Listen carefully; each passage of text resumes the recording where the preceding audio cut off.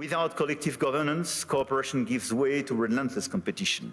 Competition from the United States of America through trade agreements that undermine our export interests, demand maximum concessions, and openly aim to weaken and subordinate Europe, combined with an endless accumulation of new tariffs that are fundamentally unacceptable, even more so when they are used as leverage against territorial sovereignty. The world is watching, and what they're seeing is sending shockwaves through every capital from Oslo to Tokyo.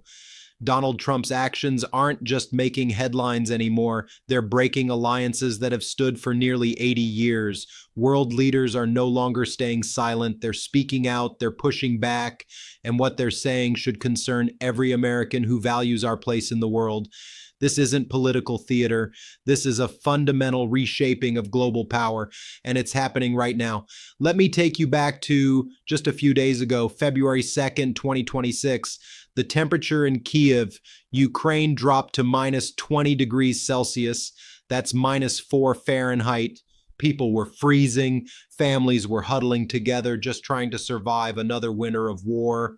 And then Donald Trump made an announcement. He stood in the Oval Office and told the world that Vladimir Putin had personally promised him something extraordinary. Putin would stop attacking Ukraine. No missiles, no drones, not for 1 week, the coldest week of winter. Trump said Ukraine could finally breathe. Colder than us, it's colder than, they say, on average, it's Canada or colder. And on top of that, they have a tremendous cold wave. And I asked him if he wouldn't shoot for a period of 1 week, no missiles going into Kiev or any other towns, and he's agreed to do it. So it's something. President Zelensky believed him. He went on social media. He told his people, 20 million Ukrainians living under the constant threat of death, that they were safe, that Donald Trump had secured their protection, that America still stood with them. Here's what Zelensky wrote. Today, throughout the day, there were no missile strikes or Shahed drones targeting our infrastructure. This demonstrates that when the United States has the motive to really change the situation can change. Can you imagine that moment?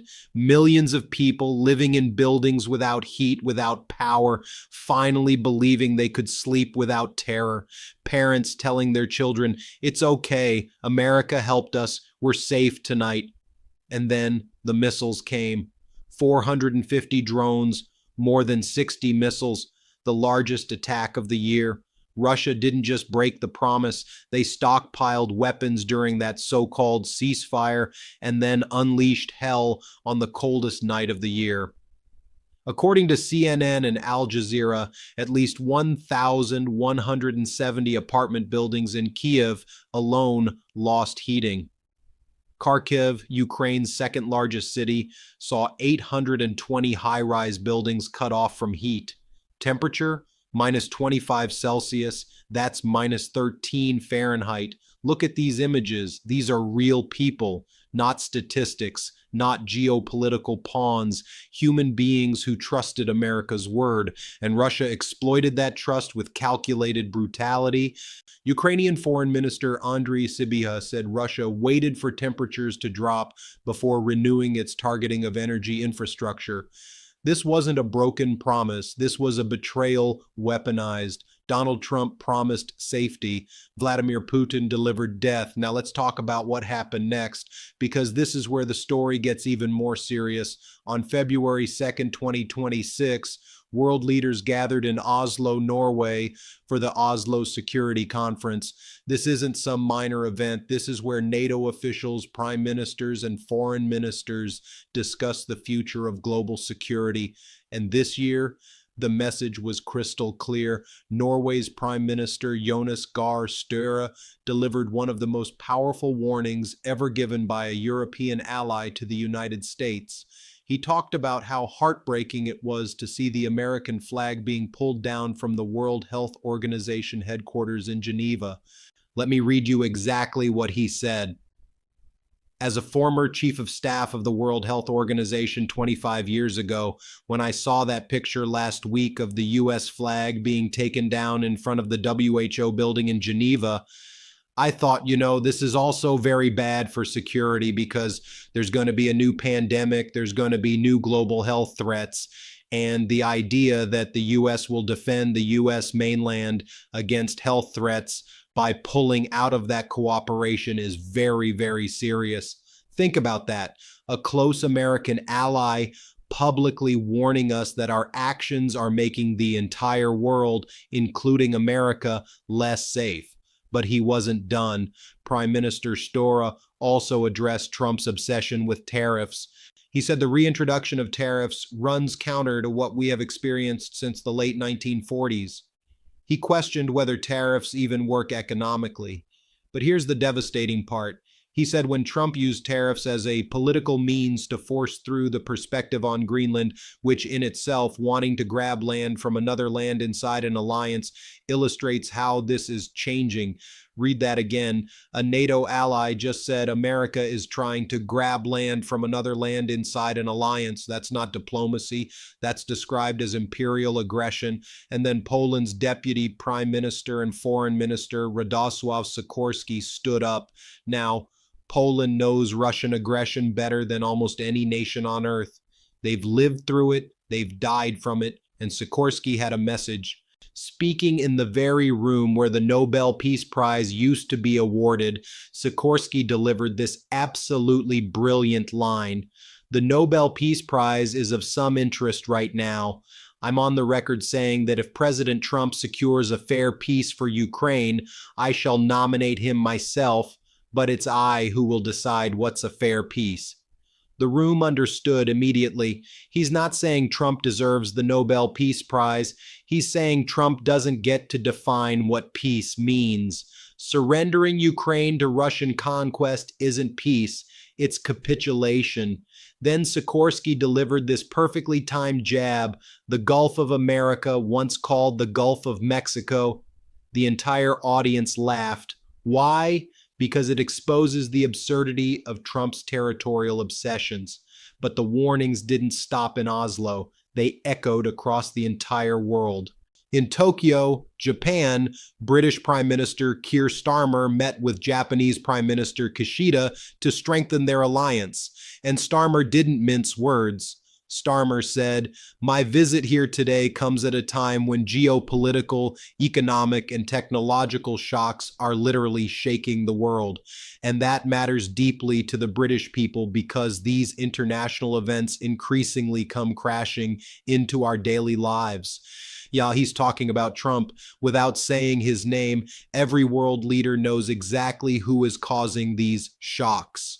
Starmer continued, "When war overseas drives up fuel prices at home, it's families that feel it first. When supply chains fracture, it's small businesses and working people who absorb the shock. And when instability rises, it's the vulnerable who are the most exposed."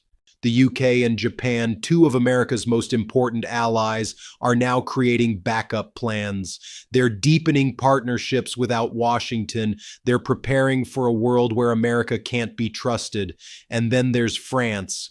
Emmanuel Macron, speaking at the World Economic Forum in Davos, issued his own warning about strongman politics and condemned Trump's tariff threats.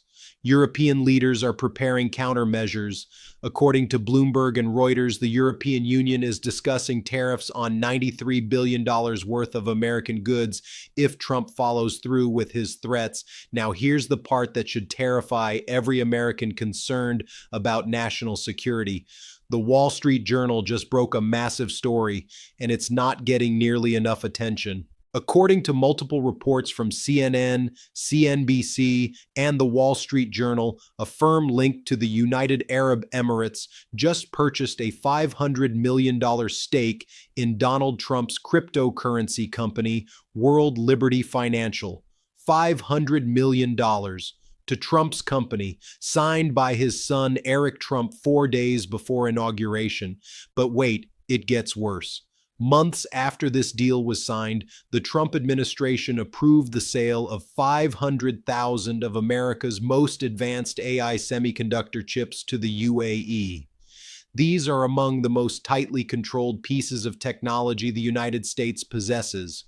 They're restricted because they can be used for military applications, surveillance systems, and advanced weapons development.